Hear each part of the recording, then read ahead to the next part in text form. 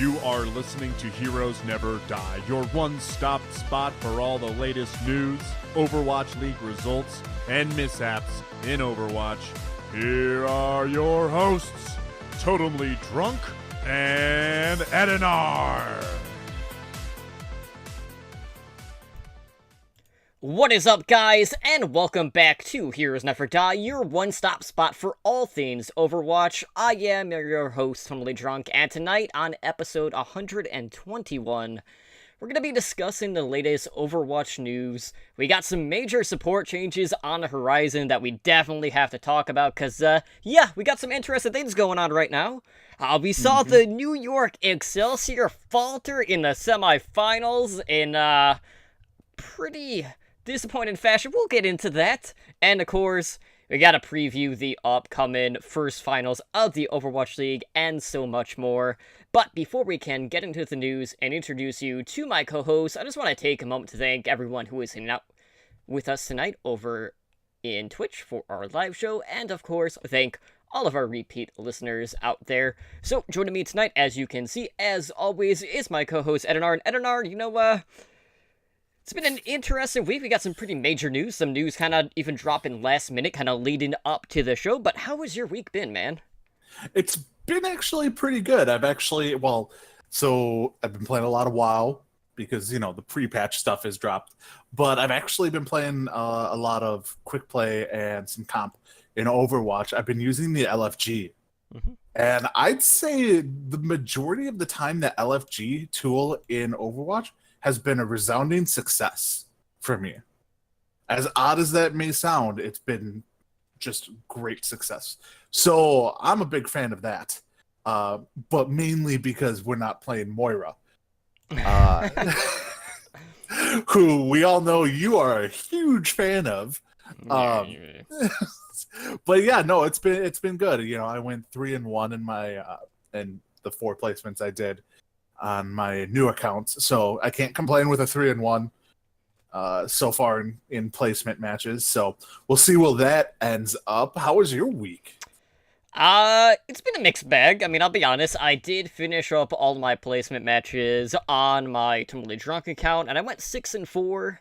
I ended up placing 25-67, and for a lot of my placements, I was actually duo queuing with Wicked, from the Blue Zone PUBG podcast, and there were some interesting things. So for starters, the support play, it was a combination of either the supports just refusing to play the meta and not wanting to play Zenyatta Mercy, or just having tanks who would be playing way too passively, even our shield tank. So there were even Zaryas who were just holding on to Graviton Surges for way too long when, we had the Space Dragons combo at the ready, and they just wouldn't drop Graviton, so we're just screw it, we're just using it anyway. Or, we just had Reinhardts that weren't holding up their shields at, either the point or at the choke. So all in all, I was having to, do so many different things during my placements. I was playing a lot of Orisa, for the pulled port combo. I was playing a little bit of Mercy when we needed a healer. Otherwise, I even got to DPS a little, whether it was as Tracer or on Pharah. So all in all, I was doing more than what I would normally be doing, but just filling in. But, I always had those games where there was one situation where Wicked was playing one of the supports, and we had a 3-stack with us who were not in the team chat, of course. As per usual, they're off doing their own thing, not really caring about the other 3 people that they're queued with. And we ended up swapping off of one of our supports because we needed just more presence on the point, and we just weren't getting that. So our off healer had gone to Mercy, and then decided for whatever reason to just try to solo support as a Moira. Totally doable. Not really. So here's my short story with Moira. Moira is not good outside of running triple tank, triple support. Like, I don't think she's that viable. She does just not have the healing throughput. And to just, like, not run a Zenyatta or a Mercy is basically just throwing the game. And in every game, like, we were getting Moira healers for whatever reason. And there were too many times where, if we did have a Moira, sometimes we would have a Zenyatta, which, like, even that isn't that good of a support duo either because they're more damage-oriented anyway. So you don't have the right throughput. But all in all, like, it seems like no matter what role I was on, there was another role that just wasn't doing what they needed to do. And it was kind of infuriating because, like, every game I was having to switch up my approach to the game, which was getting on my nerves just a little bit. Yeah, no, I'll actually talk about this when we talk about the massive support changes, is I don't think the fact that Moira is not, like you said, like a Zen and Moira combo, being together, that it's kind of like they're both focused on, offense and healing, that you don't really have a main healer. Well, because of the way of the game right now, there is only one main healer. Really, there is. Anyone who says that Lucio is like a main healer, he's not. He's just not. No. And the only other person who could be a main healer is the worst healer to have in the game right now, and that's Ana. Unless you're on Hanamura's second point.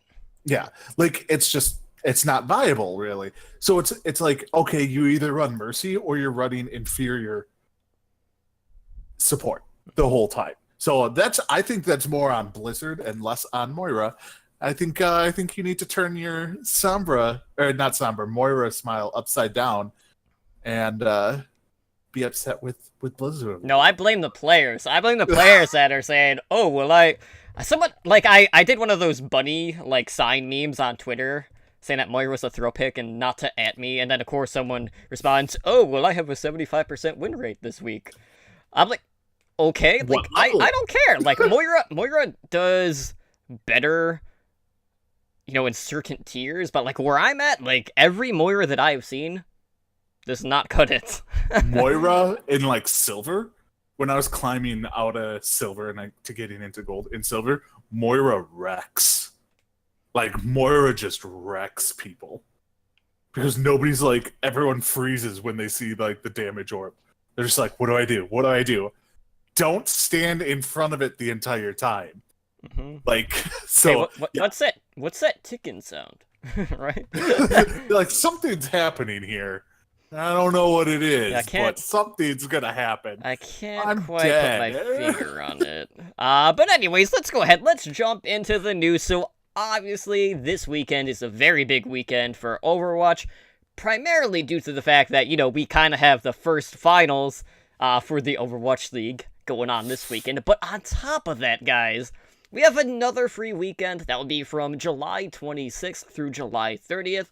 So again, if you are a free weekend player, you have access to the full hero roster that includes Overwatch's newest hero, Hammond. I'm only going to call him Wrecking Ball just to spite right. all of you. I know. So you'll have all the maps, you'll have quick play, custom modes, and arcade mode. Obviously, competitive is locked for free weekend players. So you can level up, earn loot boxes, and save your progress. And if you purchase Overwatch, if you don't already have it, all that progress from the free weekend will carry over. So that will kick off on July 26th at 11 a.m. Pacific time. And that will go through July 30th at 11:59 p.m. PDT. So, for me, like, okay, like, every time I see a free weekend, I'm like, okay, this is going to be the time for me to level up my PS4 account. Will I actually get to 25 this weekend? I don't know, because I'm going to be kind of busy with, the grand finals. But I'll definitely be playing a little bit on PS4. Whether or not I'll be able to get to that comp requirement level, I don't know, but the free weekends are just a good time to, one, get some friends into the game if they aren't already playing, and two, if you have alt account that you still need to level up, now's a good time to do it. Yeah, I mean, it's whenever I see these free weekends, I'm like, I don't think, like, some people are like, oh, we get to go and kill noobs. And I'm like, actually, the majority of the new accounts are Smurfs. Like, I mean, that's essentially when you run in, you're like, oh, this level 200 is matched with a level 1, and they picked Widowmaker. I'm a little scared of that pick right there. And you just run into Smurf accounts. I mean, I know that's what I did with my last account. Free weekend. Because what happens is after the free weekend, the game is always half off. So people like level up, and then once it's half off, they purchase it, and then they get to keep all their progress. So it's going to be fun. But like you said, I'm going to be watching the grand finals the majority of the weekend. So I don't know how much time I'll actually, because I don't want to get distracted. So I'll play something like, World of Warcraft or Hearthstone and watch it. Something that I can turn away from and not worry about like dying. So yeah, this is nice. It comes usually about every time we get a new character or like a new map or new something big. Because I think the last one was that when Rialto? No. Was it Rialto when it came out? I don't know. They've been pretty frequent. They have these free weekends. Yeah. I mean, and why not? It just keeps the game fresh. And if it's Smurf accounts that are the majority of the buyers, Blizzard doesn't care. That's just more people buying the game. That's what they want. Money's money. About Smurf accounts. Doesn't matter where it comes from. Because then what do you do on a Smurf account? I didn't do this, but you get so used to having skins, you're like, oh, I'll just buy a bundle of loot boxes to try and get some skins, and so on and so forth. So yeah, it's just more money for them. So can't complain. Yeah, and speaking of loot boxes, guys, they've actually added some more Twitch loot for Twitch Prime members. So again, this is, in partnership with Blizzard and Twitch. So Twitch Prime members can redeem 2 Wrecking Ball loot boxes. Which is interesting. This is the first time we have, like, hero-specific loot boxes. So for the Wrecking Ball ones, basically you're getting 4 random items for the new hero, which is pretty cool. Did you get anything amazing in your 2 loot boxes? Because I didn't. It was basically, just blue and, commons. I hit the jackpot. So in my first one, I opened up the Mayhem Legendary skin, which is like the pink and, one that he has. And then the next box I opened up, I got an emote, and 2 emotes, and then I got an intro. I think it was an intro, like a purple epic intro for Hammond. I think it was. I can't remember which one, but I'm like, okay, well, I got all the stuff I need for Hammond right now. Not gonna play him for a while, but I got everything I need. Absolutely. So these hero-specific loot boxes are available for Twitch Prime members until September 3rd. Then in September and October, we will have the return of the Golden Loot Box, so you'll get 1 for each month. So for those that aren't familiar with the Golden Loot Boxes, basically it contains at least 1 legendary quality item, which is always good. It could always be, legendary currency as well, so just keep that in mind. So if you are a Twitch Prime member, just head over to Twitch, check that Twitch Prime loot notification, and get your code to redeem it on the Blizzard website. And then those codes expire after 3 months, so always good to see more free stuff, because, we love free stuff. Yeah, right. And I can see them doing this almost every time there's a new hero. Because it's not like they're giving out a lot. You get, 2-3 heroes a year? So everyone who signs up through Twitch Prime gets 2 free, 6 to 8 loot boxes a year through, Twitch Prime. I'm like, I'm pretty sure the Blizzard and Twitch are okay with that. So I could see them doing this. So expect this again near BlizzCon when we get another new character. Or multiple characters. You never know. But anyways, we have an update on some merchandise that I'm pretty excited about. That is Nerf Rivals. So, we previously mentioned that Nerf is releasing an Overwatch line in their Nerf Rifle series, and we got our first look at the first Nerf gun that is going to be released on this line, and that is a replica of Reaper's Hellfire shotgun. So, we didn't get a whole lot of information here. We do know that these rifle guns can shoot up to 90 feet. That, obviously, these are going to be released into 2019, as they had said prior. But, I'm happy to say, they are actual replicas. Granted, the coloring isn't exact to what we see in-game, but the modeling is what it needs to be. And that was always the biggest question, because, like, you know, we've seen people in the past, like, modify Nerf guns, or, you know, just kind of, like, reskin them to look, you know, something similar to what we're seeing in-game, but this is actually, you know, as close as you can get without actually having a legit replica. So I'm really happy with what we're seeing, and that just means, like, all of the other ones in this line are going to be in similar fashion, which I'm excited about. Yeah, I mean, this is a good one, first one to show off. I mean, yeah, you know, they could have picked from a lot of different ones, but I mean, to have like a shotgun, it's because you know why? It's because they expect you to buy 2.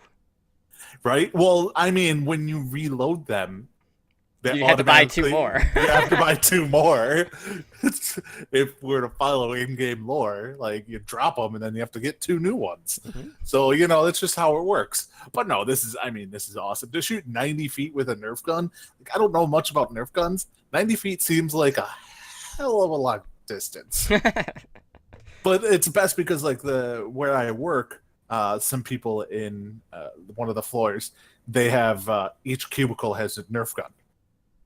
And they like to have Nerf gun wars.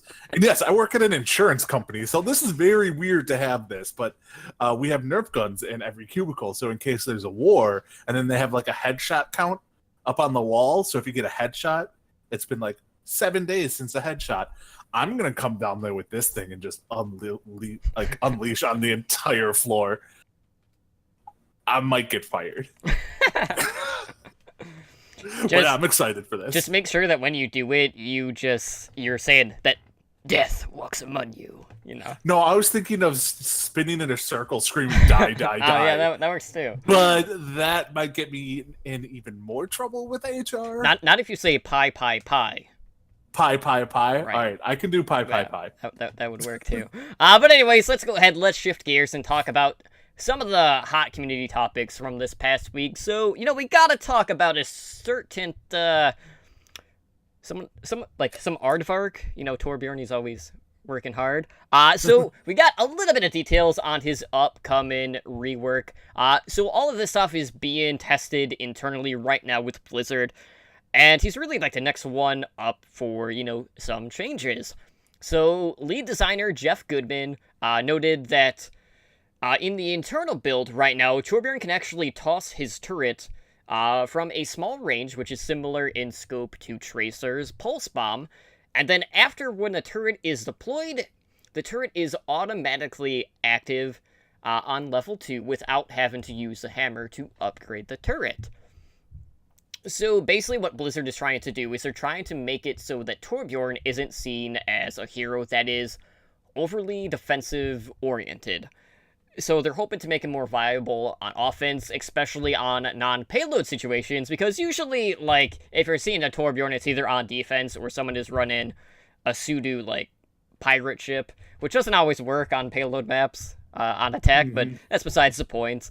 But one of the issues that they have been having is with Molten Core, because that's really been a problem with the new design changes. So something that they have looked at is, like, maybe making Molten Core not an ultimate and just a normal ability, and if they did that, they would have it where it doesn't actually empower Torbjorn, it would just buff up the turret.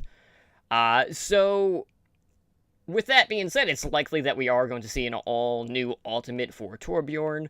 You know, Molten Core will kind of go through its own thing, with, you know, just getting buffs to the turrets, which will be kind of interesting, but all in all, like, Torb has always been in, like, that weird spot where he's really only good on, like, maybe 2-3 maps, if I'm being generous. So who knows? Maybe at some point we will get to a point in Overwatch where you're not going to get triggered if somebody chooses Torbjorn on attack.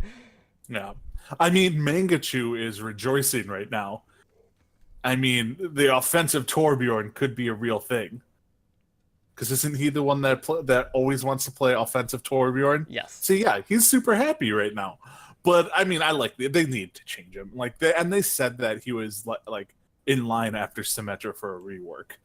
I like the idea of just kind of tossing the turret out there as a level 2 turret.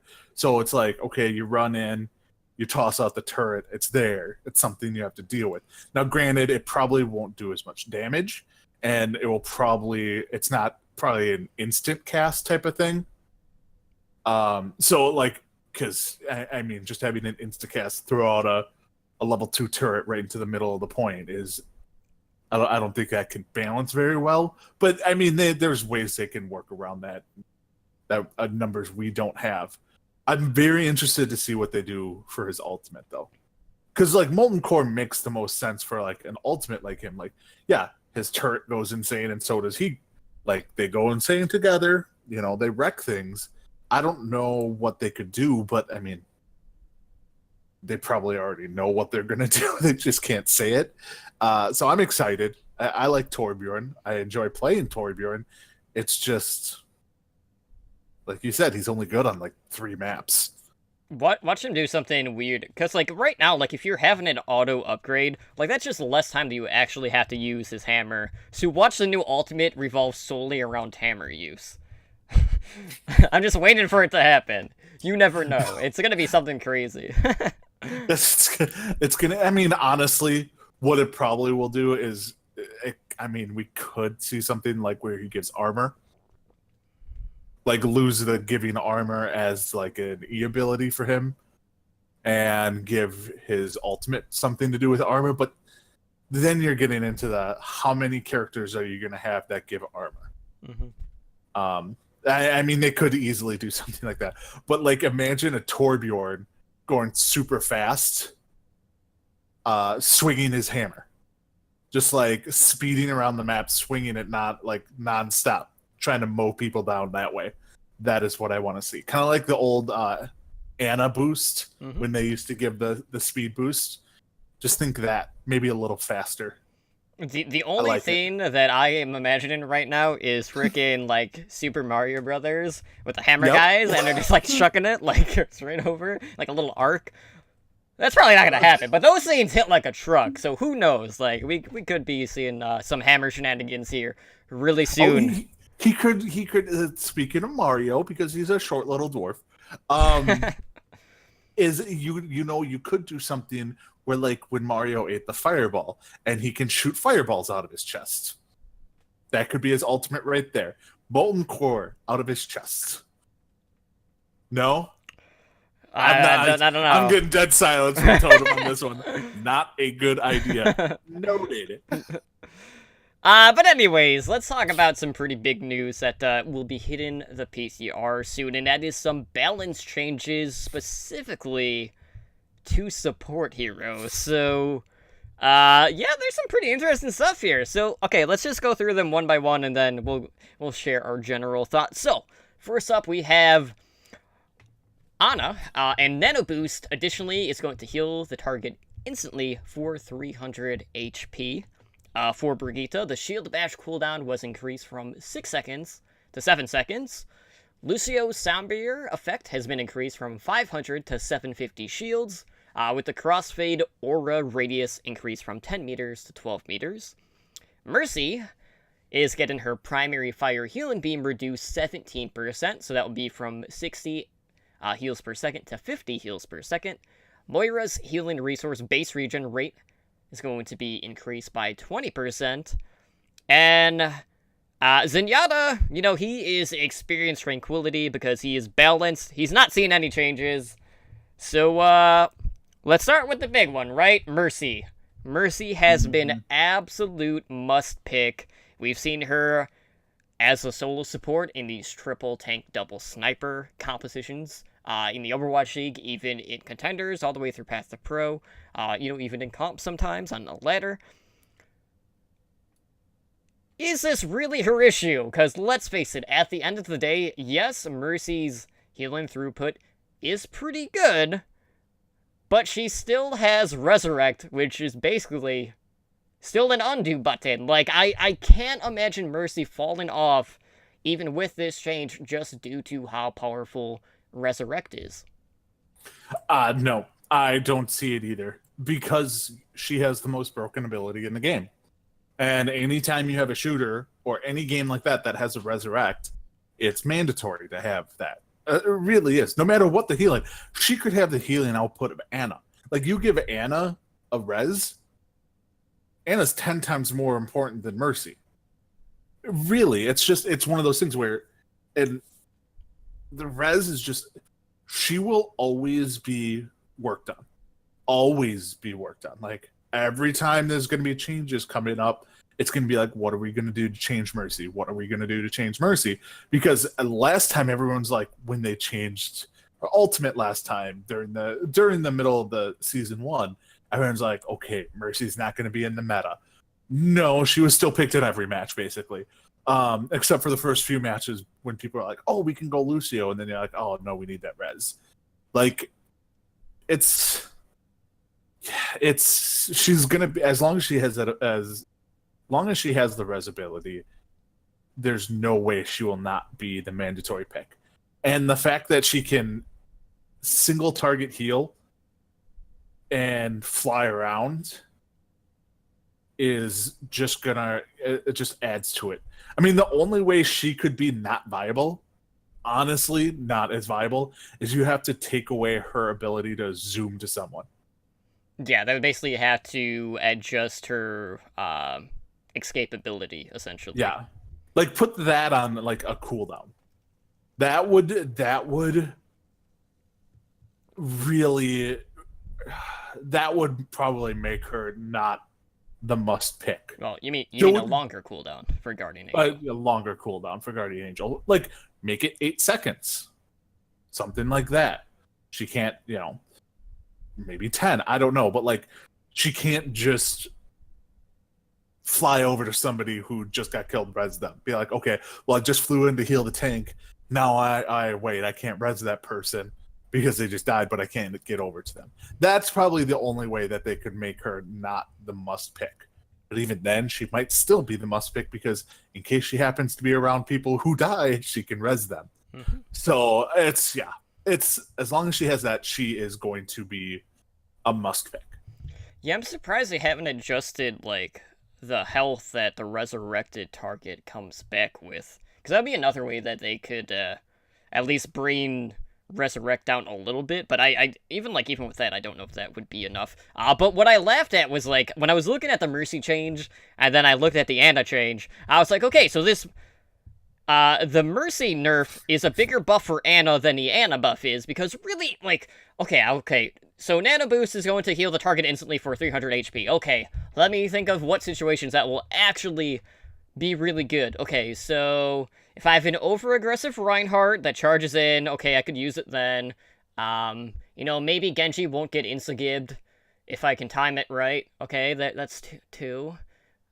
Maybe Reaper while he's ulting and getting focused down.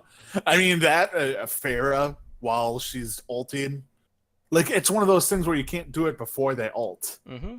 It has to be essentially after they ult or during the middle while they're getting taken and focused down. Right, but then you're not getting the full benefit of the actual nano boost. Yeah, so it's really only useful really for a tank.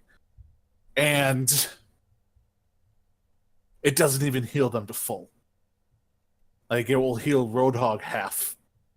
Because that's the most potent nano boost we've started to see a lot lately, because you are starting to see Ana a little more, and even in watching like Twitch streams and stuff like that, you're seeing Ana. You're seeing people play Ana, and then the rest of the team asking them to get off Ana, and then and then they'll boost the Roadhog or the Lucio. Because... that happens too, dancing in front of people. No. That one I'm blaming the Lucio. I'm gonna blame the Lucio on that one. But yeah, like, they're just using it on tanks. So I think this makes it less of a less of a Beyblade situation and more of a Bayhog. There we go. Just named it Bayhog. All right, we'll stick with that. In regards to like the Brigitte change, like I'm honestly okay with where Brigitte is right now. I don't think it really needs that additional second on the cooldown for Shield Bash. But I will say, like, the Moira change, I feel like her throughput is going to be in a much better spot with the extra regen rate. So maybe that'll bring her up a little bit more. She could be more of a main healer. Yeah, maybe I won't get as tilted when someone insta picks her for main support for some reason. But the Lucio one, I mean, I'm not too sure how I feel about it. Obviously, shields can always get removed, but that's also assuming someone actually plays Sombra, which they're not. Hey, they could. They just changed her. Not for the better. I couldn't keep a straight face. Damn it. Yeah. I tried. So really, like, when we look at the Mercy change, like, maybe her healing throughput won't be to the extent that it needs to be if we are going to keep seeing triple tank. And if we do see Mercy fall off, which we probably won't, that would also kind of affect Zenyatta's pick rate as well. But I'm just happy they're not touching Zenyatta. They feel like he's perfectly balanced right now, and I definitely agree with that. But, Discord Orb is pretty potent, especially when you combine Zenyatta with a Mercy all in all. But, what's been really great about this current meta, especially in the Overwatch League, is we've been seeing time and time again where counter picks are starting to come into play, and it's even gotten to the point now where we've seen a little bit of each support hero in play at the pro level, which we hadn't really seen prior, which is exciting to see. So I'm really curious to see how these support changes are going to shake up the meta. But I don't think Mercy is going to be falling off substantially. Every time someone sees a Mercy change, they pretend like the sky is falling and that this is going to be the end of the world, and then it's just a knee-jerk reaction, and then nothing really happens. So I'm expecting more of the same in that regard. Yeah. To add to that, the Baguette shield bash, I don't think it's a big deal. I was fine where it was at. Just like you said, the Moira thing, it's great. The Lucio one, I agree with you. It's definitely a buff. I mean, there's no doubting it. It's a buff. But I think when people look at it, they see the numbers and they think that it's more of a buff than it actually is. So yes, sound barrier effect was increased 50% from 500 to 750 shields. Still only lasts 6 seconds and still decays. So it's essentially, it's more of a nerf to like Junkrat. Because now if the Lucio times it right, it can negate a Riptire. Because it's, if I'm not mistaken, it's 600 damage that the Riptire does. So now Lucio's ult can prevent deaths from like the Junkrat's Riptire. But they're not being healed anymore. They just have a few more armor for a few seconds. Like that, it's important, but it's not deal breaker. And the crossfade orb from increased by 20%. Lucios tend to not always be around people, so this is a buff, but it's not as like big enough that it matters all that much because they're still riding walls, they're still going around.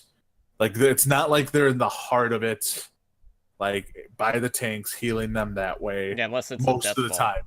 Yeah, it's just it's a nice little added boost, but I don't think it's enough to boost Lucio to top healer rank. I still, it's still gonna be Mercy, Zen, Baguette. Like, it's still gonna be those three, and then Lucio, Moira, Ana, in niche like parts. But all of these changes I think are good changes. Except the Ana ones. I still don't get that. Yeah, she needed so much more work than just that. Yeah, that was really, like, the only one that really, like, raised my eyebrow, because, like, I don't think that was really the issue with her toolkit. But let's go ahead, let's move on, and, we gotta talk about esports. We got some pretty big stuff going on, obviously, because we just had the Overwatch League semifinals, but before we can get into that, Ed, why don't you go ahead and let our listeners know what's been going down in Contenders with our affiliate teams? Okay, so, first one, Team Envy, the Dallas Shield team, defeated by week 3-1. Energy Esports, the Shock, defeated Toronto Esports, the Uprising team, 4-0. And next you had XL2 Academy, defeat Sky Foxes, 4-0. The Mayhem Academy defeated GG Esports Academy, which is the Outlaws, 2-1. And then Fusion University, and this was like the matchup of the week, was Fusion University versus Gladiators Legion. Fusion won 3-1, despite an amazing hold on Welch Point Gibraltar by the Gladiators using Torbjorn. Just gonna say that. They used Torbjorn and it worked. Next up, Angry Titans defeated British Hurricane the Spitfire team 2-1. So the Spitfire keep kind of not doing that great. Yeah, the Hurricane are in danger of dropping to Contenders Trials, which would be the first time that will happen to an Academy team at this rate. So that'll be really interesting because, like, going in, like, the Academy teams are basically, like, guaranteed a spot in Contenders. And obviously, like, NA has a lot more affiliate teams, but, man, it would be really something and a huge story if, like, one of these Academy teams has to earn their way back in. I mean, would you go as far to say it? The Hurricane are a natural disaster right now? Absolutely. Okay. They are tail spinning out of control. I don't know what's going on. I don't know if the Titans were just, woken and they're just pissed off or what, but the Hurricane are in dire straits and it's not looking too hot right now. Yeah, no. So, and then in the last one, Legend Young Beyond defeated Team CC, the Shanghai Dragons team, 3-1. So that is your Contenders results so far this week. It's been I've been watching a lot of it because there's been no Overwatch League really, like, constantly, and watching a lot of this, and it's, there's some big news on the Contenders front this week, so I'm excited. I've been watching a lot of it. You start to see a lot of the young talent that you're going to see next year and the year beyond, hopefully in Chicago. And absolutely. And it's interesting to watch these kind of players. Absolutely. So speaking of that big Contenders news, some interesting things are going on in regards to the World Cup group stages. So obviously Contenders is getting closer to the playoffs. And of course, Contenders features some of those Overwatch League stars of the future. And the Season 2 playoff finals are going to be coming to the Overwatch World Cup group stages. So we'll have the top 2 teams from each of the regions travel into their correlating World Cup group stage, and they will play their finals match live. So the final matches will be the last match on the Friday night of each group stage. So for NA, that will be Friday, September 7th. We have Pacific on Friday, September 14th. And then Europe is September 21st. And, I'm kind of, on the fence with this. So for one, last season in Contenders, they went to Poland, and they had more teams travel into the LAN. Now they only have 2 teams traveling to LAN. So anytime that there is less teams getting practice on stage, I feel like that definitely hurts. That being said, this is also a great opportunity for more eyes to be put on Contenders, because the World Cup is really, outside of the Overwatch League, the second biggest event for Overwatch esports. Now, kind of looking at it, I feel like it being at the World Cup, no matter when you put it on, is kind of like a double-edged sword. So, let's say, right now, we know Contenders is going to be on last. Well, the World Cup is, the marquee event there. Mm-hmm. And then you have Contenders kind of, closing out the show, which is kind of weird. So, you always risk, people that are leaving early, but I'm sure they'll do, advertisements saying, make sure to stay tuned, because, the Contenders whatever finals are coming up next. But then if you, put it on first, then, you kind of run into, the concert situation where nobody really goes to see the opening act. They want to be there for the main show. So I'm of 2 minds with this, but all in all, I'm excited. Hopefully, this will bring a lot more viewers to Contenders and just help pique people's interest in the Path to Pro scene moving forward. And who knows, there's a good chance that we'll be seeing more Academy teams added on as we head into the next season. Yeah, see, so this would take some research. See, I like that they're combining 2, because they're going to be giving Contenders more exposure. Now, here's where I have a problem is, all right, perfect example, Zachary. So Zachary is going to be playing in the Overwatch World Cup and in the Contenders. That's assuming the Philadelphia, University or Fusion University, actually make it, which they will. So he's going to be playing the Overwatch World Cup and then going over to play with his Contenders team. That's a lot of Overwatch in one day. Mm-hmm. It really is. And the Contenders teams, I mean, not pissed, but they're just like, you're setting us up to not perform at our peak. So I'm sure they're not happy about it. They're happy that Zachary, for instance, is playing in the World Cup. That's more exposure for him. But it's hurting their actual Contenders team.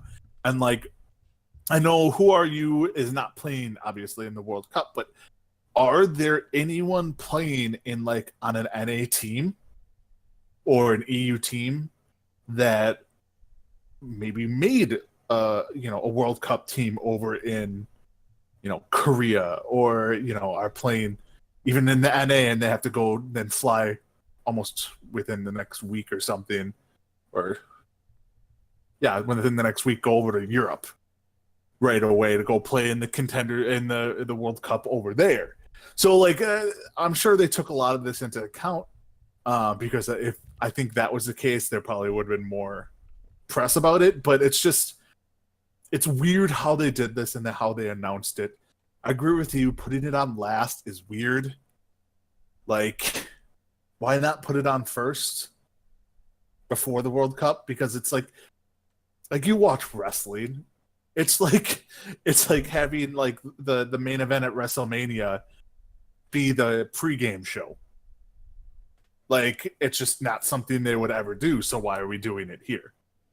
The Overwatch World Cup will have, Overwatch League style viewership, 100,000 plus.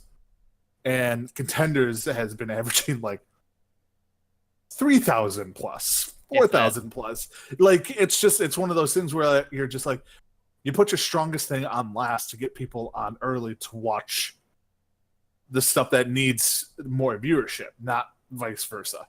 So yeah, it's weird. But at least they're trying to get them more exposure. Trying? Yeah. I mean, they could just put them on the launcher. And get the fake viewers? Yeah, that worked the first time somewhat. I mean, Australia did get 20,000 views, and then it hasn't really been on the launcher since.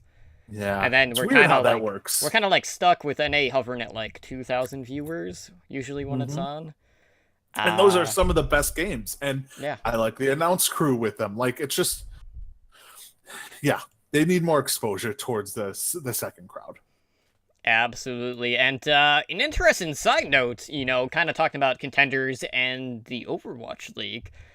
So last season's champions of NA and EU were Fusion University for NA and the British Hurricane for EU. And, that also kind of happens to be, the respective grand finals that we have for the first finals, because we have Fusion going up against the Spitfire.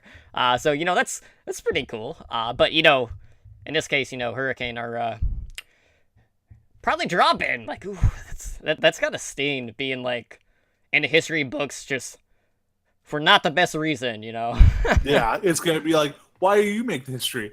Well, we sucked horribly. It's hey, we won the Super Bowl. What'd you do the next year? We went 0-16. We rule. It's kind of oh yeah, that's got to be embarrassing. Yeah, they can join Shanghai in the discussion, I guess. Ouch! That's a low blow. Low blow.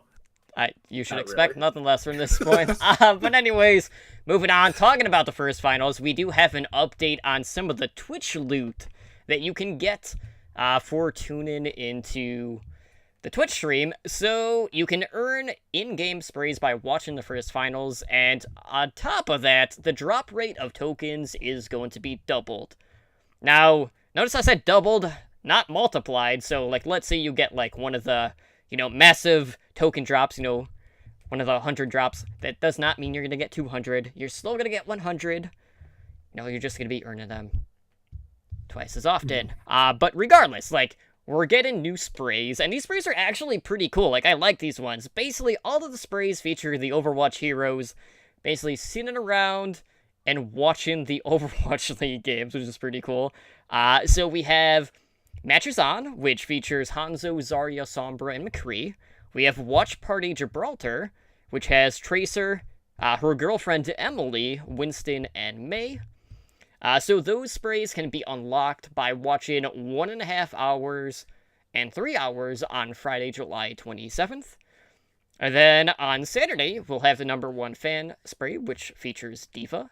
And then we have the living room spray that has Brigitte, Reinhardt, Torbjorn, and Bastion. And again, you earn that by just watching 1.5 hours and 3 hours, respectively, on Saturday. So, all in all, like, we keep seeing more and more stuff kind of bundled into Twitch. I know there's, like, another, like, Overwatch League D.Va skin as well that you can only get by unlocking all of the Team Twitch emotes that they also added here lately. Which I'm probably not going to be jumping out to, like, cheer for all the other teams that I haven't yet, just because the likelihood of me using that specific skin over, say, Carbon Fiber or my Soul Dynasty D.Va skin is 0%, so I'm not going to be doing that. But what are your thoughts on the sprays? I mean, I like it. Let's reiterate. It's watching it, because now you have to actually point it out with so many options. You have to watch it on Twitch. So it's Twitch sprays. You can't watch ESPN and get it. So just add that on there. But yeah, no, I mean, I like it. Yeah, I think my favorite is the one with Hanzo, McCree, Zarya drinking at the bar. Like, that one's probably my favorite. So Sombra's in there, but whatever. Well, we already knew that Sombra drinks with McCree from the comic. Yeah. See, there you go. But yeah, and it's awesome that they included Emily, Tracer's girlfriend. I thought that was a nice touch. Yeah, I kind of laughed because when they tweeted it out, they said that was supposed to be Moira, and I looked at it and I'm like, no, that is not Moira. That is totally Emily. So, gotta ring the shame bell on Blizzard on that one. So yes. Yeah, that is the thing.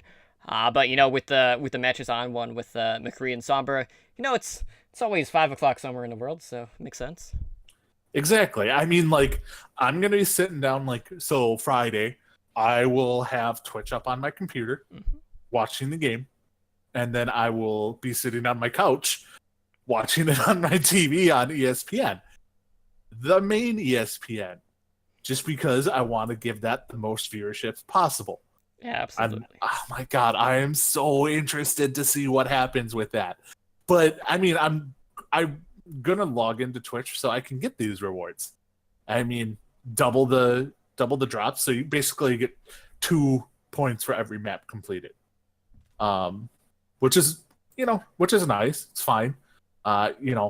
Saving up for the future Chicago jerseys, which will happen. And, it's just, it's more free stuff. Nobody can really complain and be like, I hate free stuff.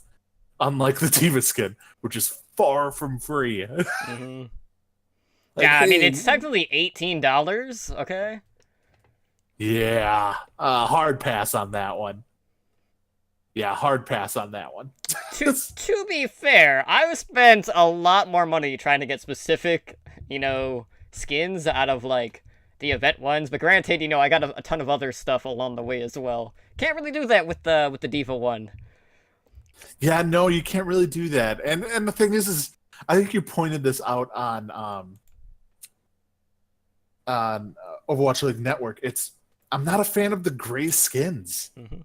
Like the gray Overwatch skins. I'm just not a fan. So it's a skin. If it was a really cool skin, I would get it. Or if it was a charity skin, I would probably get it. It's a skin I would never actually use.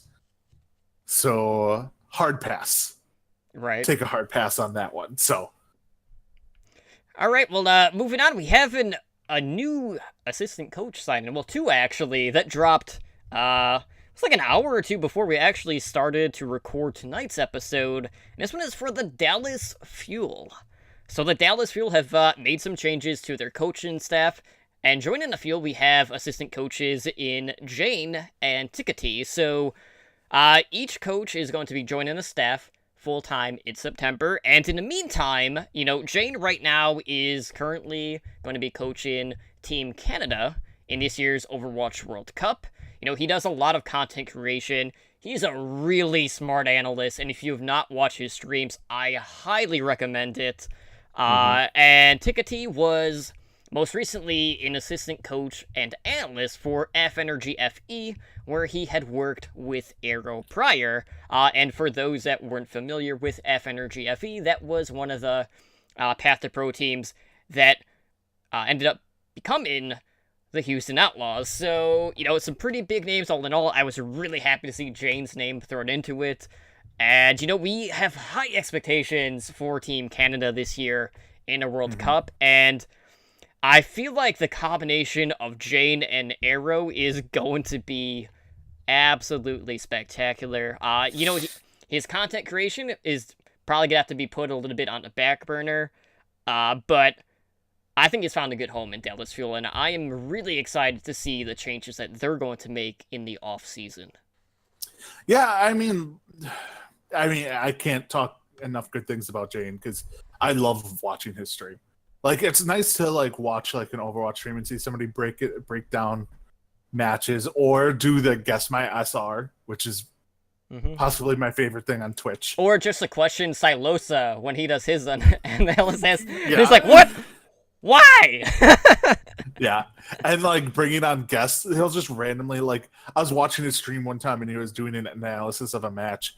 And then he was, I think it's when I first got introduced to Boostio. And he's like, who the hell is this guy? And then he looks him up. He's like, he's streaming. All right, I'm going into his chat. Going to find out. And then he brings Boostio onto his stream. And he's just talking. It's just one of those things. He's like, yeah, no, I want to talk to this kid. I've not heard anything bad about him. It's just, yeah, Dallas got a good pickup here. And it's just Dallas Fuel, man, their coaching decisions have been on point after letting go of Kai Kai.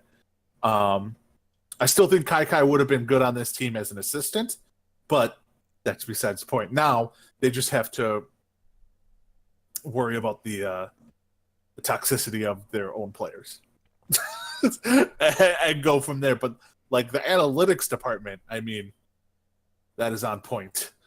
Because Arrow and Jane are the two people who legit get thousands of viewers on Twitch just to watch them break down a contenders match.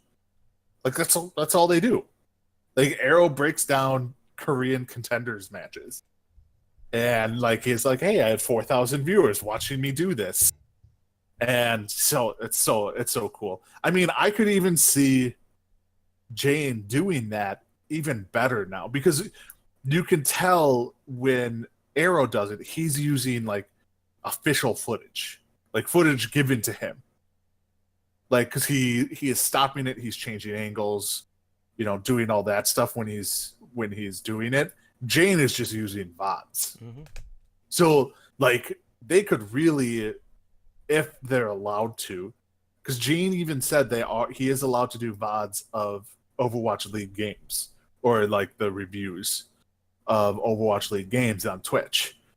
So who knows? Maybe we'll start to get that. But like you said, it'll probably diminish, which sucks because I like watching him while I play Overwatch.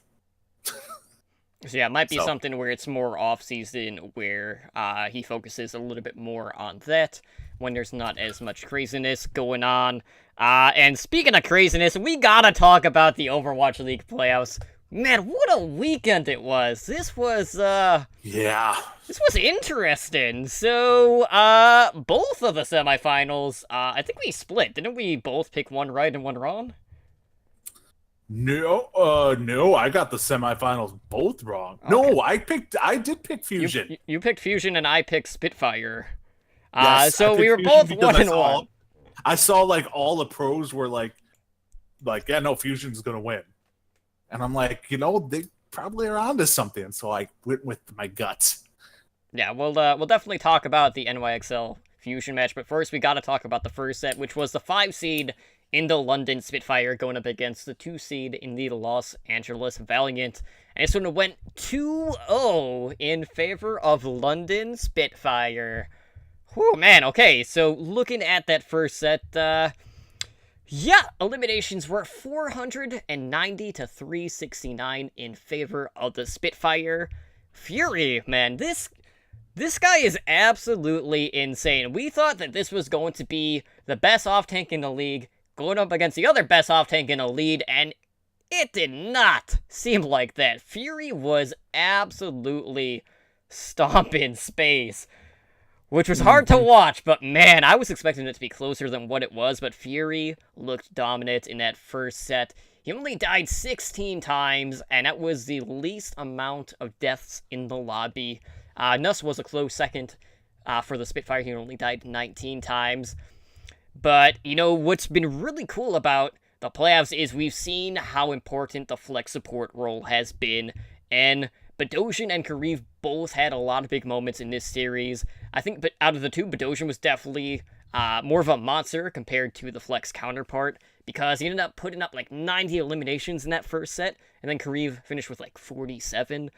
So that was more than double, you know, pretty good overall. And, you know, Fury and Space, you know, they were kind of neck and neck with eliminations, but Space definitely had more focus fire on him. And, you know, the biggest question mark for us going in was, how is Soon going to perform? And he didn't. Like, I'll be honest, like, he died 40 times in that first set.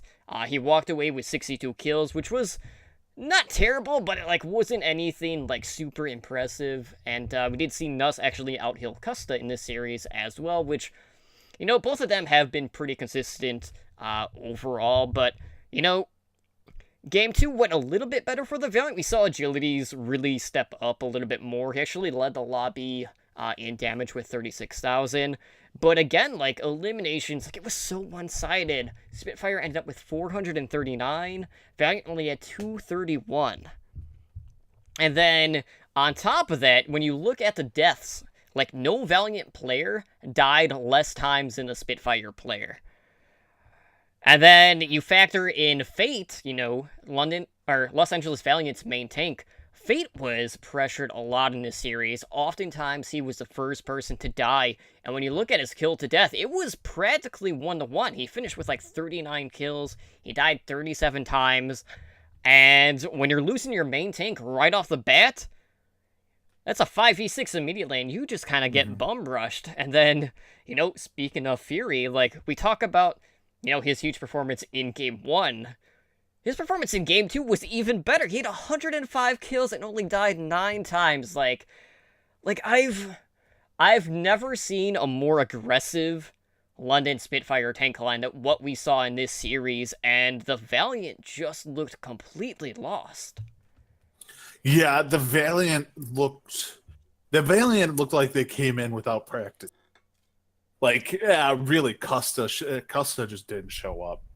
And I think he's not the best player on their team, but I think he's the heart and soul of their team. Like, he's the rah-rah, sis-boom-bah kind of, like, he's like the Mickey of, you know, the Valiant. He's the one that, you know, gets everyone going, pumps everyone up. You know, when he's on point, everyone's that much better. And Custa just wasn't there. It was just not pretty. And like you said, Soon came in and just got owned. Like, it was not pretty. Like, the announcers weren't even calling his name. Like, it was essentially 6v5 most match because Soon just wasn't doing anything. Which sucks because Soon has generally been on point all year. And, God, it sucked. It was just horrible. I really wanted the Valiant to win over the Spitfire, like, really badly. But you could tell after the first day that the Valiant weren't going to win. Like, on Wednesday, we watched it. And after those maps, I was just like, yeah, no. Valiant aren't going to win. I knew they were going to come in on Friday and just not do a thing against the Spitfire.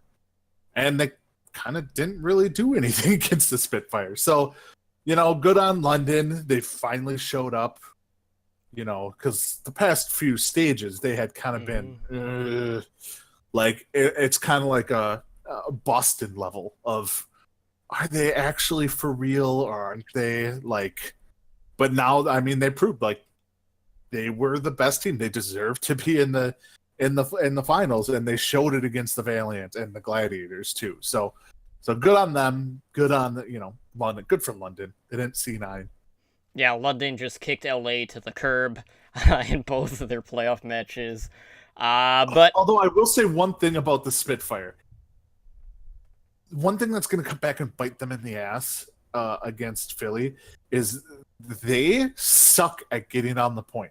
Like, I know the joke is C9, but like, let's say they're taking a point. They're chasing people down and getting out of position. And that is going to bite them in the ass, I think. To an extent, though, Philly kind of does the same thing, especially when they're running the 303, since they all attack as a unit. Yeah, it's just like, okay, well, I think it was one match. I cannot remember what it was, but Valiant were controlling the point, and the Spitfire were chasing down, like, because it was, basically it was a one-team fight. And they were chasing down the Valiant, but nobody was on the point, so it never flipped. Right. And it's just like, okay, in that instance, 6 people chasing down 2 people is overkill. One person stay on the point, cap the point, stop them from getting more progress towards, the 100%. Like, it's things like that. So they just need to clean that up, and I'm sure that's something the coaches are gonna go over this week with them. Yeah, absolutely. So let's talk about the other semifinal match that was the 6th seed in the Philadelphia Fusion going up against the top seed in the New York Excelsior. And that one also ended 2-0. Okay, so game 1, EQO leads the lobby, 40,000 damage done, 78 limbs, which was tied with Carpe. So the DPS duo of Philadelphia came in full force on this one. A lot of talk has always been about, flex supports. Okay, how's Boombox going to fare against JJoNak? And, they were pretty much neck and neck. Like, their final blows were, like, only 1 differential apart in favor of JJoNak. So, it's always good to see another bloodthirsty Zenyatta be able to match what JJoNak was doing, since, he is kind of the OWL MVP of Season 1. But, man, going in, one of the storylines, or at least one of the strong points about New York, was the fact that their support line just would not die. That was not the case in this first set. You had Arc, who died 15 times in this series, as well as JJoNak, who died 31 times. That is a staggering amount for what we are used to seeing, and a lot of that was just due to the aggression of the Philadelphia Fusion. And then, we got to see Hotba really come in at times. We saw a little bit of Poco as well in the off-tank, but Hotba was, like, kind of all over the place. We saw him play some Tracer. We saw him on D.Va. We've got to see him on Zenyatta. There was a lot of stuff going on, and, he put up a pretty good stat line in that first set, because he finished with 77 limbs and only died 16 times, so very respectable. And game 2... this one actually went 5 maps. This was much closer than that first set. And Poco, while he didn't play every single map in this series, I want to say he played at least 4, maybe 3. Regardless, he only died 7 times in this series, which is absolutely nutty. The eliminations were pretty strongly in Philadelphia's favor. And EQO again led the lobby in damage, putting up 61.7k damage. And, Carpe being the close second, and I'm gonna air quote close. He had 46.2k. That's a staggering differential. And yeah. Of course, with New York, JJoNak was leading the way with Meko. But we gotta talk about a certain Battle Mercy in Neptuno, who came in with 17 eliminations, just bringing out that pistol within a moment's notice and just, clicking some heads, always good to see. But one of the big things going in was, okay, how are these DPS duos or trios, in this case, for NYXL, who's going to be better in this meta. And in that series, the Fusion finished with 141 kills compared to the 106 between Pine, Libero, and SBB. Now, in that first set, New York, I don't know what the hell they were doing. They ran Hanzo for 2 total minutes. They had Libero. We've been hyping him up as the OG Hanzo. He played it for like 1 minute. Pine played it for 1 minute. I don't know what was going on in that first set, but in game 2, they came to play. And then Dorado happened. Mm-hmm. What's wrong with Dorado? Let me paint the stage if you guys happen to miss the final map. So New York, right? They were looking pretty good. They were looking like they were going to force that third set, and maybe Philadelphia would have ran out of fuel, going the distance here. But there was like a minute left. We had Pine on the Hanzo. He was at 97% on his ultimate, as my doggo is going nuts in the background. Whatever. So he was going to have his Dragon Strike for the next fight, right? And what do? They decide to switch Pine. So Pine goes from Hanzo to Widowmaker, and there was a certain someone on Pharah for the Fusion at this time.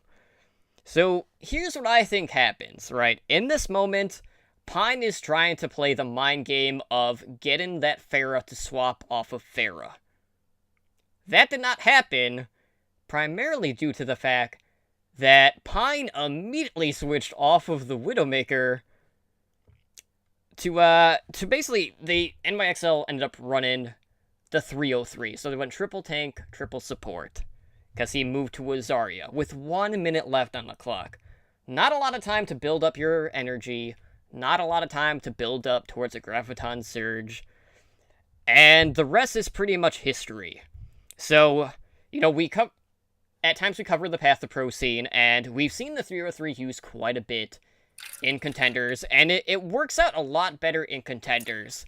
When it comes to the Overwatch League, when a Pharah is in play, the 303 does not work in the Overwatch League, and that's what they were going up against. So NYXL basically threw their season away with that swap, and it baffles me. I was thinking it was just, a failed mind game that just didn't work, but man, did it pain me to see their season end in that fashion, because I wanted to see that third set, because with Philadelphia, it's always a London of, can they consistently play at that level, because we've seen in the past, they kind of run out of steam in these, more endurance-based series. Yeah, it was, when I was watching it, and just to be like, okay, he switched to Hanzo. So I don't think, if I'm not mistaken, I don't think he was on Hanzo the entire map of Dorado. I think he started on Widowmaker. He switched to Hanzo, died, got his ult to 97, went to Widow, went to Zarya, and I'm like, there's no way that he's going to be able to get his ultimate up in time. Like, he's not the best Zarya in the world. Like, he's probably good at it, but he's probably not the best Zarya in the world. Most Zaryas cannot get an ult up in under a minute. Because that's really what it had. He had probably 30 to 40 seconds to get an ultimate with Zarya. That doesn't happen. It just doesn't. And like you said, like, you reverse. I think you guys went over this on the Overwatch League Network, but you counterpicked against your own team. Like, you counterpicked for them. Like, you're just like, what's the best way for them to counter us? We'll just switch into that team comp. We'll make it so they don't switch to counter us. We're gonna counter ourselves. Like, it's just it made no sense. And one other stat that really stuck out to me is like, so Jonak, best Zenyatta in all Overwatch. Like, I don't think there's any question about it. He was on Zenyatta less than half of the map, the amount of time he played. Well, yeah, a lot of that was just due to the fact that we saw a lot of triple tank, double sniper. Yeah, so he played Roadhog a lot. I'm just like, you have the best Zenyatta probably in the world, and you are playing him on Ana, Moira, Roadhog. Technically, the majority of the time he played, he was not on the character that he's the best at in the world. Like, it's just, it baffled me. I'm like, you probably, like, even if Zenyatta isn't like a must-have pick, you don't not play your best player at their best possible, character. It's just, it goes back to the Fissure thing. Like, I don't care who your backup tank is. You're putting in Fissure. You should put in Fissure because he's the best tank you have on your team, regardless of if the meta is not for him or not. You keep JJoNak on Zenyatta. I'm sorry. And like, maybe spot playing him as Ana or something like that, but he's the best healer you got on your team. Best healer and damage dealer. Why is he not on healer the whole time, especially Zenyatta? I get the 3-3. It's just, are you telling me no one else on that team can run a Roadhog? Or no one else on that team can run a Moira except for him? Like, Moira is not that difficult. Like, they have a lot of good healers. You don't need to take your best player and put it on Moira. So that bothered me a little too. But I still thought they were going to come out with the win until that, dreaded counter pick from Pine. Because Pine showed up. Like, Pine was one of the reasons that New York was 3-0'd on Wednesday. He was not playing well. Yeah, he had maybe one good map in that first set, but he had a consistently good performance in that second set for sure. Yeah, and on the Friday matches, he was popping off. He was Big Boss Pine, and to see them switch to that was just that was heartbreaking. Poor Blevins. I mean, no, not really poor Blevin. He is going to get so much shit at the grand finals this week, and I'm going to miss it. So he posted on Twitter, this is going to be my, trash talk of Blevins. He's like, as a Red Sox fan, I've already had to endure 100-year drought before a World Series. I'm like, yeah, but you cannot start 100-year drought without losing that first time. Right. So I mean, you're Blevins. You're well on your way to that 100-year drought with the New York Excelsior. You're 1 down, 99 to go. Yeah, the luxury watch blue curse is still intact. But man, here's the thing. I didn't mind JJoNak playing the other roles. My issue was more in line with his approach to the Roadhog. Because JJoNak, when he was on the Roadhog, was doing more of the flank hog. He was looking, going through, going ahead, trying to get the hook, trying to get an early pick, rather than staying with the team and being the shield burster that the Roadhog is supposed to be doing, and then, bringing people towards the objective. He was not doing that, so that was really, my biggest issue with the flex for JJoNak, at least. He didn't quite have the performance that I was expecting on that role just because of the way that he was playing it. But regardless, what I am happy about is we have the two best teams in regards to this meta playing in the grand finals, and this one is an absolute toss-up. I keep going back and forth with this series, and I'm really hyped. But before we can talk about the grand finals and preview and give our predictions, we got to talk about an event that is coming up on Friday, on July 27th. It's during the grand finals, so if you're going to the grand finals, if you're going to be in Brooklyn, we got an event for you guys to check out. It is at the Tillery Hotel Beer Garden, and this is an Overwatch League podcasters meetup. So you'll have hosts from Omnic Lab, High Noon Podcast, The Cavalry, Watchpoint Radio, and the Overwatch League recap. That will be starting at 10 p.m. Eastern Time, so if you're going to be in town for the Grand Finals, be sure to meet up with some of our friends and troll the hell out of the Blevins, because he deserves it, and you're not going to be the only one, I guarantee it. So definitely check that out. Yeah, no, like a lot of the people that we do game nights with, so I think Blazing Bob and Mel are going to be there. Like you said, Blevins and Deathblow will be there. Andres from Omnic Lab, I think, will be there. I think Ja's going to be there as well, if I'm not mistaken. Ja will be there from Watchpoint Radio. So yeah, no, that's that'd be a lot of fun to go to. It would be. I'm upset that I can't go, but if it was in Chicago, I'd go. But we can't have one in Chicago until we get a team in Chicago. Yeah, until we bring the championship home. Exactly. So yeah. But yeah, I mean, I'm sure it's like I see a lot of people, like a lot of promotions up in New York. So it would be cool to be like, okay, walk around and you see New York Excelsior stuff hanging up all around. And then you can point out to Blevins, be like, hey, look, your team's actually doing something. They're on a billboard. So I mean, yeah, you can do stuff like that. So yeah, I wish I was be there. So if you're going out there, or even if you're not, go see them, go hang out with them. I think they said they have enough room for like 60, 80 people, like at the hotel bar or wherever. So like, yeah, go there. It's not like they can kick you out. It's a public bar. So get rowdy, harass Blevins, watch some Overwatch. Yeah, and if you find that New York Excelsior pop-up store and you see the Blevins, you can be like, hey, look at this. This is going up and down quicker than the Excelsior season.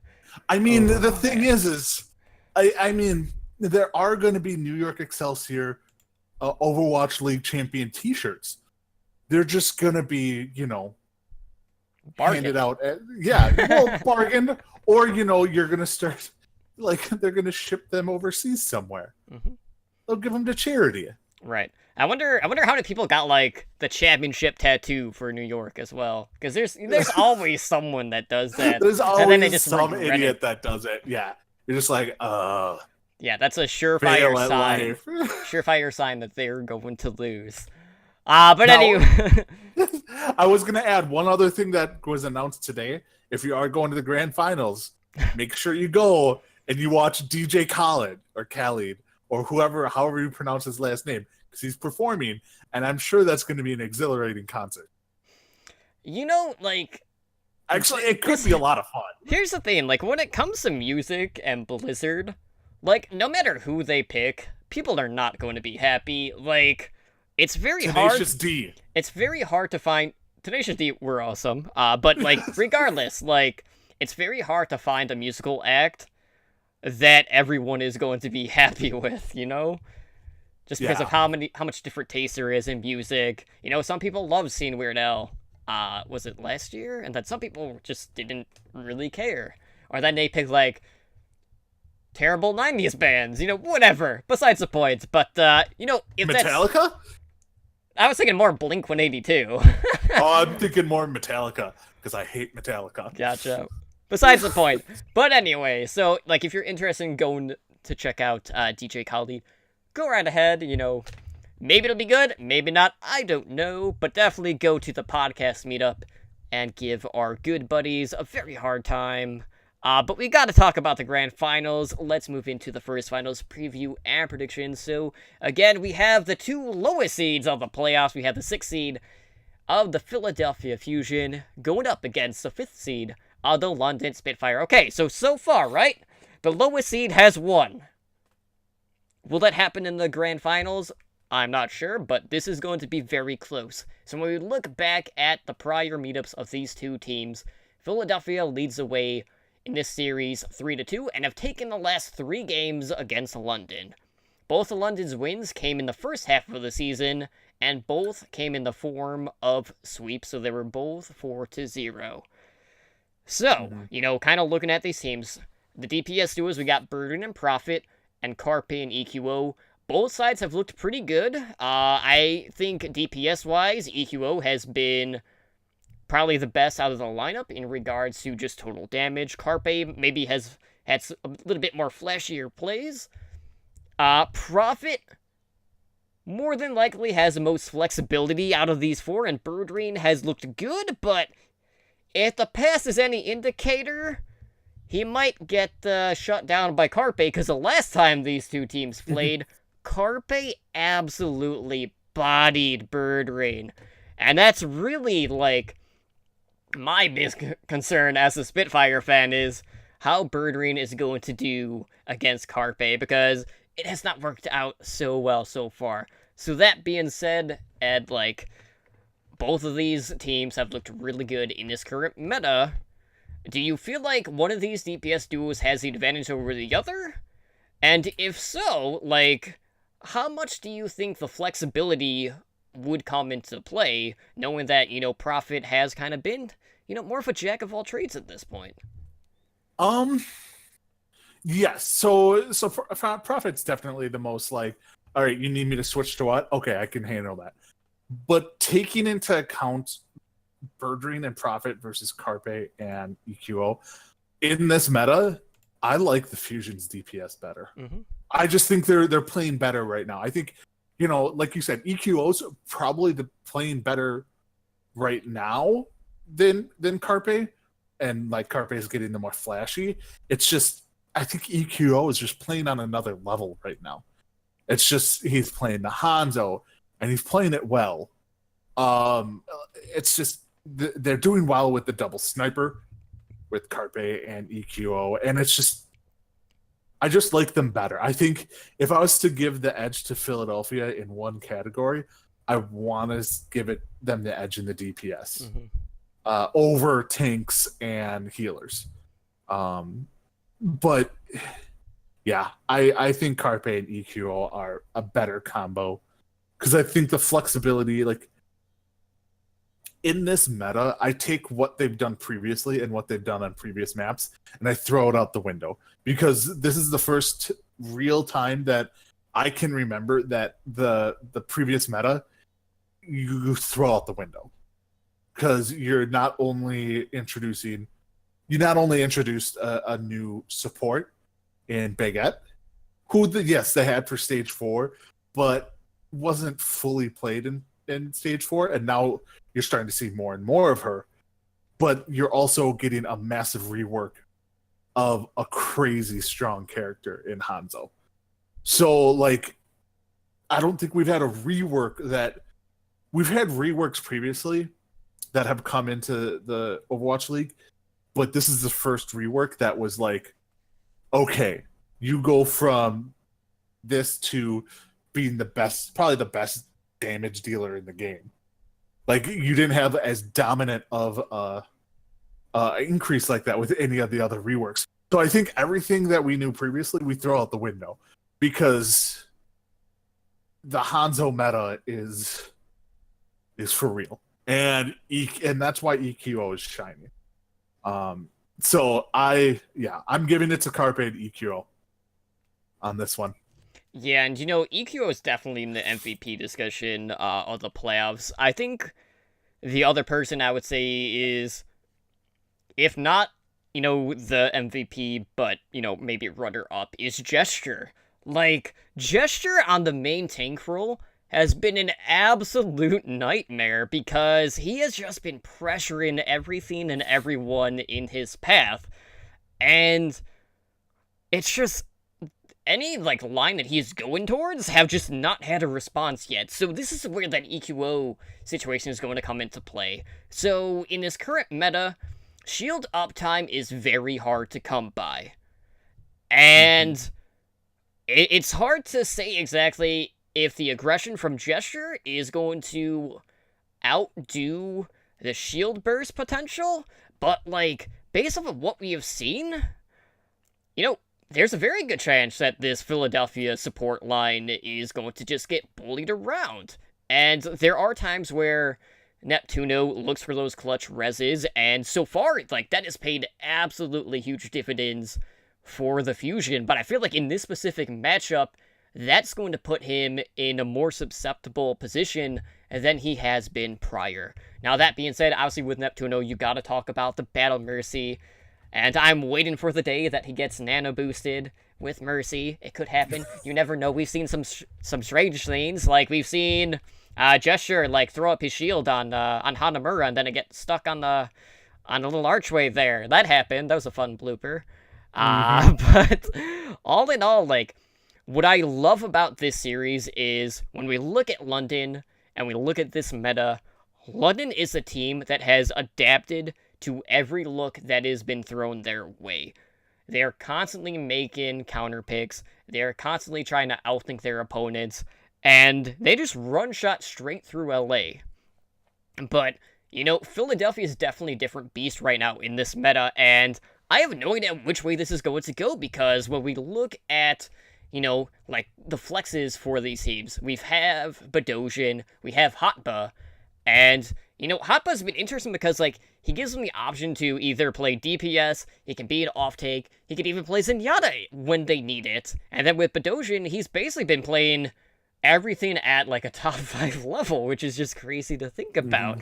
So, like, with each line, this is going to be a series that could come down to just punishing a Resurrect, or if the Hanzo is able to get the shield down, like, half of a second quicker. Like, it is going to be a battle of inches, and I don't know which way this one is going to go, but what I do know is, like, no matter what, like, I feel like this is the best possible match that we could have gotten for the Grand Finals. I'm expecting this to go all 3 games, and it's because of that I am leaning towards London to take the Grand Finals. Now, that being said, I am expecting each of these sets to be fairly close.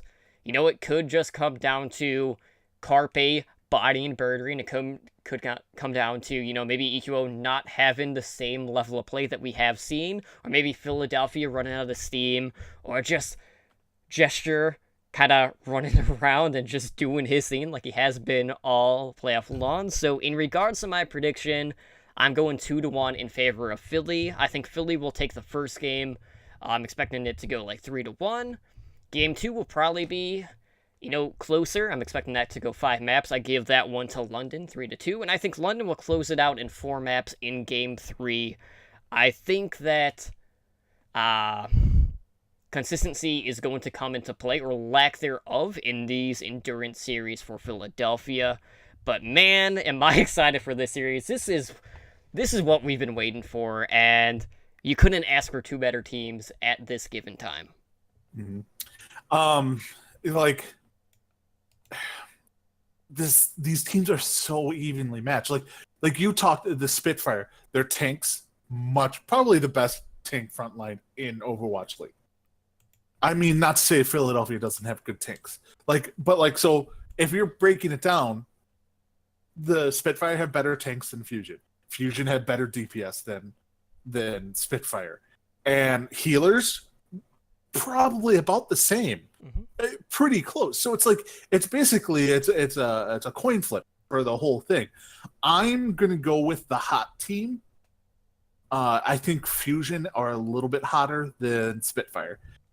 Just because Spitfire beat a team that was, I don't want to say not supposed to be there, but came on late and got the number 2 spot. Anyone will tell you who's the better team between the Valiant and the New York Excelsior. 90% of all people would say the New York Excelsior, and I still believe that. Philadelphia had to beat a better team to get there than the Spitfire. So I'm going to ride that wave of momentum. Also, the Fusion are bussing people over for free. Yeah, I saw that. That's great. Like, they're bussing people because it's not that far. They're going to be like, yeah, let's go. Hop on the bus. Let's get to New York. You know, so it's essentially, I don't want to call it a home crowd, but it's pretty darn close to a home crowd, you know, an hour or so away. Like, So you're going to have that. Also, it's like Philly can't lose this year. Like, you know, they won the Super Bowl. Like, they're running on all cylinders. They, you know, their team made it to the NBA, the Eastern Conference Finals in NBA. Like, you know, they're doing well. It's just, yeah, I think Philadelphia, and part of me just wants to pick the opposite of you, so we're both not so right, one of us is both always wrong. right. And I think I'm gonna be right on this one because Poco Bombs. Fear the Poco Bombs. Because I mean, Poco takes advantage of people who are out of place a lot, and Spitfire are out of place a lot. So, Poco Bomb. Yeah, you know, it's really curious because, like, when we look at the take line, I think so far in the playoffs, Gesture and Fury have put on the best tank performance out of all of the teams. You know, like, going into that Valiant series, like, we expected that tank duo, with the head-to-head to be dead even, and that was not the case at all.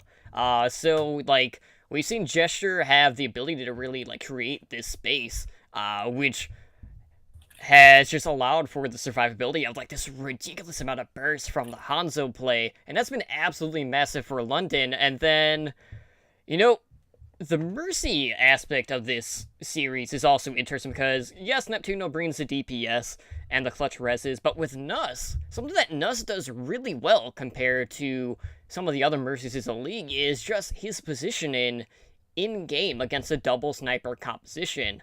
It's just made him really hard to pick off, so, like, this could come down to just survivability on that vital role, because, you know, if you lose your Mercy, especially in this current meta, that's pretty much it. Like, that's a lost fight, you know, that's 30 seconds, basically, of just free push for the other team, so that could definitely come into play all in all, but, like, I feel like London's tank line is going to win them the series, but either way, like, this should be strong performances across the board. I hope it's not, like, completely bullied on one side throughout the series. I want to see something that is closer compared to what we have seen, because what we thought would have been closer matches have ended up being very one-sided affairs so far. Yeah, it's been surprisingly one-sided so far. Like, you know, we're like, all right, what are we going to do with the rest of our Friday? We're, all right, let's go play some Overwatch. Mm-hmm. Like, so I'm just hoping that this, and like everyone expects, it's going to go 3 maps or three stages, essentially. So, yeah, no, I'm so excited. Absolutely. I can't wait. So, absolutely be sure, tune in on TV, Friday night primetime on ESPN. Have, you know, your Twitch app or, you know, the Twitch site up on your computer so you can get your sprays. But tune in because we need to see the ratings, because how we do on Friday could basically just map out what exactly we're going to see for coverage moving forward with this partnership with ESPN, ABC, Disney. Yeah, like if we do really well, I could see them throwing stage 2 or season 2 on ESPN 2. Mm-hmm. Or at least like 2 nights a week have it on ESPN 2, which would be huge. Like huge. So. All right, well, let's move on to our main discussion this week. I know, like, technically the Overwatch League has been our main discussion, but we had a new patch that dropped on Tuesday, patch 1.26. And with that, we got some changes to some heroes. We got a couple of nerfs. We have some fall-off damage changes for some hit scan. We also have a new hero in play. And, you know, a couple other things. So, you know, first up, you know, as a reminder, we have the new hero in play. We have Wrecking Ball Hammond.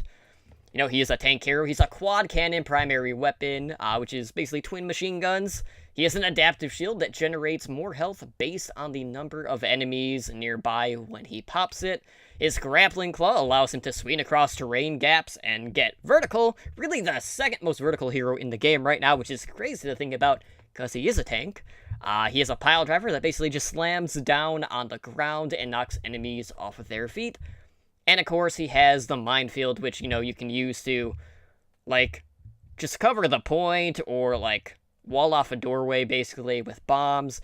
All of that good stuff. And, I have not actually been on since the patch, but, like, have you seen a lot of Wrecking Ball come into play, at least so far, in, like, your arcade games or quick play, things like that? Every match. I have seen him in every match, and every match I have seen him played wrong. Which, totally justifiable. New character, people are just kind of testing out, Wrecking Ball. Left and right. So, like, I get it. You're not going to be playing it right. People, when you play Wrecking Ball, you have to remember he's a tank. Not, okay, I'm going to try and flank behind the team and kill them. That's not what he does. You're not going to kill them from flanking behind them.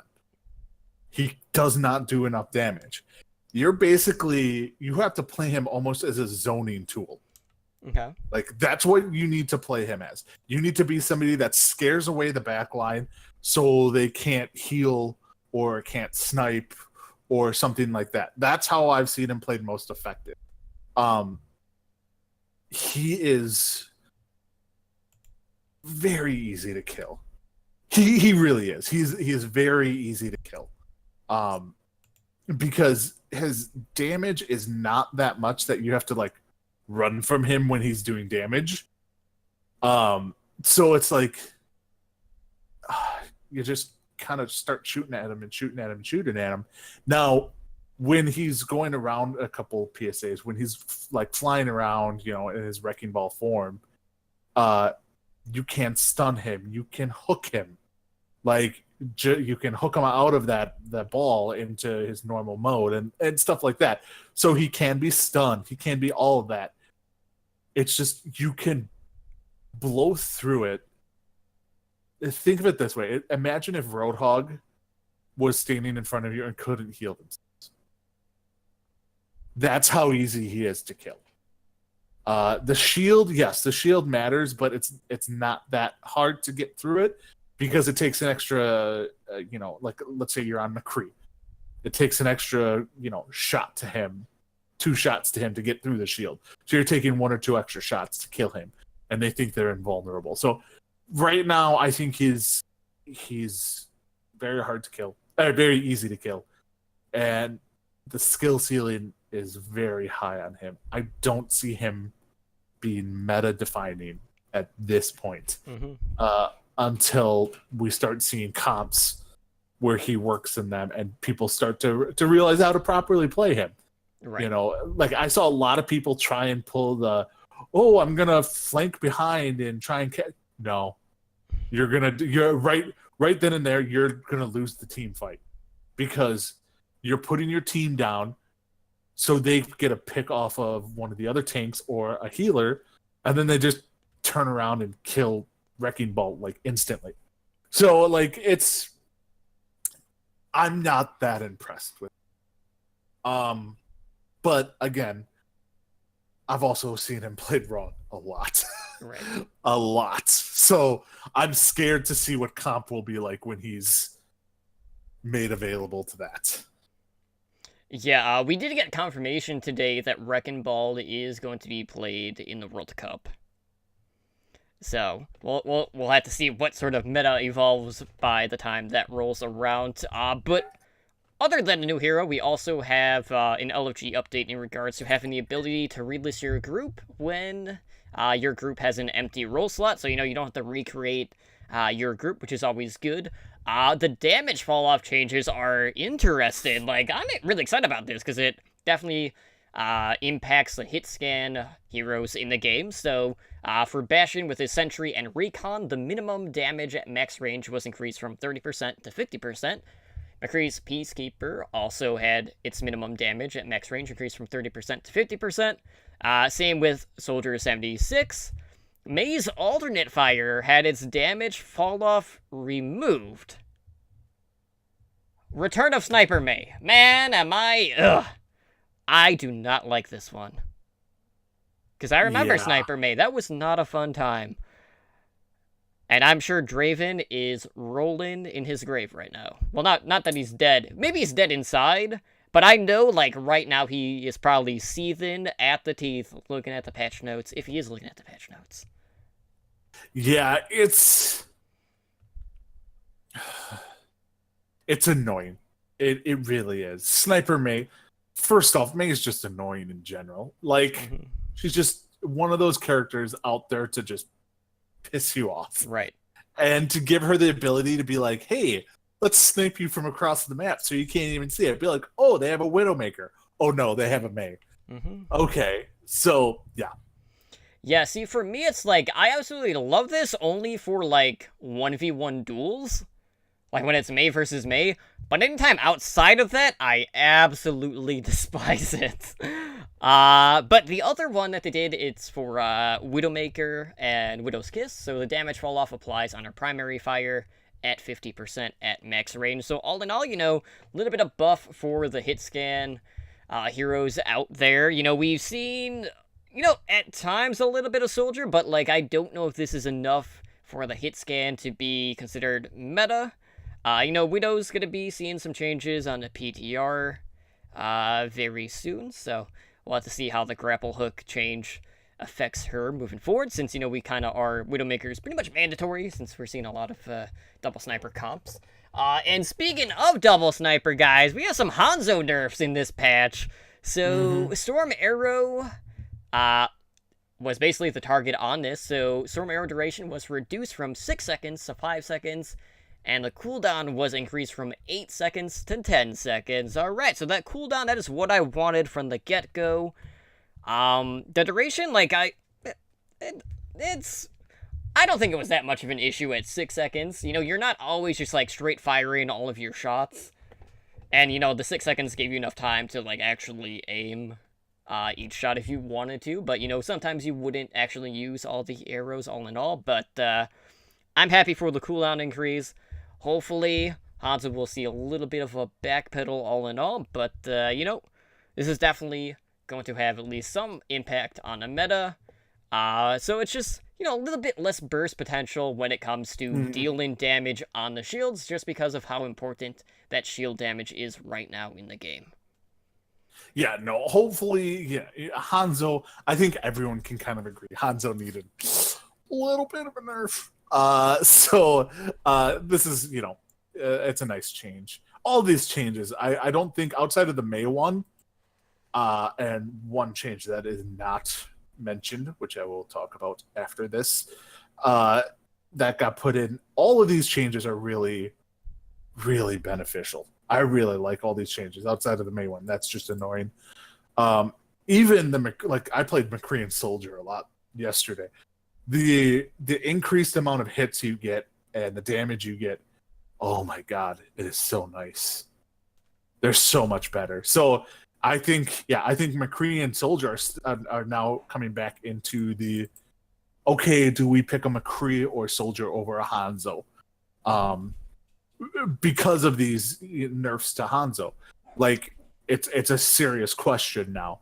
So I like it. It's not like they're massively nerfing him. It's just minor tweaks. So, yeah. I love it. Sombra, that's it. Yeah, so, yeah, just to reiterate the Sombra changes, which, as you guys know, as we've talked about in the past, I am not a fan of. So, if you have not been keeping up with Sombra, her stealth now lasts indefinitely. Stealth no longer contests objectives. The movement speed with stealth was decreased from 70% to 50%. Translocator also got changed to last indefinitely. It can now be destroyed. It only has 5 HP. And the radius for Translocator was reduced. So we are now entering the kind of hide-and-seek Sombra, basically. Not really a fan of it, not feeling it. I doesn't really fix the issues that Sombra had, because she was the buggiest hero in the game. I really don't know what her role is supposed to be right now with these changes. I don't know if she's just supposed to be like, okay, I'm just gonna hide and then, like, try to, like, flank and, like, assault one of the supports on the support line or what, but I don't know. We'll have to see, like, what some of the pros think, or just see it in competitive play to really see how viable or not viable she is, but I don't like the direction that they took with her playstyle. It's not active that often, No. which is really the thing that I don't like, because at least with the prior iteration of Sombra, the one that, I dubbed Tracer Light, at least I felt like I was contributing to the fight. This version, not so much. It reminds me of the, when they explained why they got rid of Mercy's ult, old ult of the mass res. Yeah, we don't want you to play hide and seek. Yeah, we don't want you to not participate and hide waiting for the ult. Like, this reminds me of that. It's like you're encouraging people to sit and hide and not really do anything. Like, you're not attacking anyone. Like, you're hacking, you're going stealth. You're hacking and you're, teleporting out of there. Like, you're not really doing anything. And you're not as much, you're a gnat. Like, Sombra is a gnat. You're more of an annoyance than anything. Because, I mean, with the lack of, if the shield meta was bigger than it is right now, like, if, like, Reinhardt was a mandatory pick every map, you know what I mean? Something like that. Maybe because you could hack Reinhardt and take down the shield. But Reinhardt isn't mandatory for every matchup. Like, you can use an Orisa, you can use, Winston. You can have options like that. And it's just, I don't think she's playable. Still. It's the problem with being a stealth character. And they said that when they released her, like, trying to balance a stealth character is almost impossible. So, yep, we'll see how the pros handle her. Yeah, so a couple of other changes that we got, one of them was like basically just keep assault maps in line just across the different modes of play. So they reduced it from 5 minutes to 4 minutes per control point in quick play and arcade to make it consistent with competitive play time. And then the other one was when final objectives on non-control maps are contested for an extended amount of time, and attackers have an advantage in numbers, the respawn time for defenders now increases even faster. So, interesting change there. Sometimes we see a lot of stall coming out. Maybe this will make things a little bit cleaner and less chaotic at the end of some of these matches. But all in all, obviously, the biggest thing is the new hero and hit scan changes. So it'll be an interesting couple of weeks to see kind of where things are going to fall into place. I still feel like the double sniper is still going to be very prominent in this meta. And I'm just anxious to see what we're going to go towards. But, like, I love the fact that we are getting to the point now where the options are more open. Like, nothing is really set in as stone as it was in prior metas, which is exciting to see overall. Yeah, no, that's it. Yeah, that's really nice. You're seeing more swap offs. You're seeing more changes. There's a few characters that are not really that playable, but the amount of characters that are not playable are going down and down and down and down and down. So, and with the map changes, it's kind of like, oh my god, thank God. You're not sitting on point and being like, oh, they brought out a Tracer.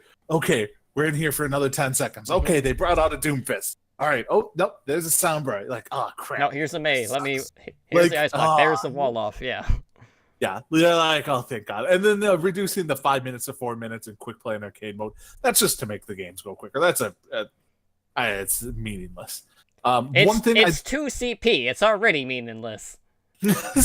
One thing that I wanted to bring up, because this is actually on the forums, has become kind of a big deal, is the Rein and Baguette shield issue that's been going on since the patch. And that is when they drop their shield and they go to swing, there's now a 1 to 1.5 second delay between when they can swing, lower the shield and swing. Oh, man. And the thing is like, literally all, like, Muma was going off. Like, Muma, who is super, like, chill and relaxed, was, like, pissed last night. They're like, because they didn't do anything to the shields to break it. Like they didn't change anything on Reinhardt to change the shield. It's more of like an animation issue, and it has not been addressed by Blizzard as like a known bug or anything like that. It's starting to lead people to believe that like there's no way they haven't seen it. Like if you go to the bug reports, there's like 5 posts on it. All of them have multiple like 20 plus, responses. So there's no way that they haven't seen it, and nobody has said anything. Please tell me this is not going to stay. Because like I tried out Reinhardt yesterday, and yeah, it's super noticeable.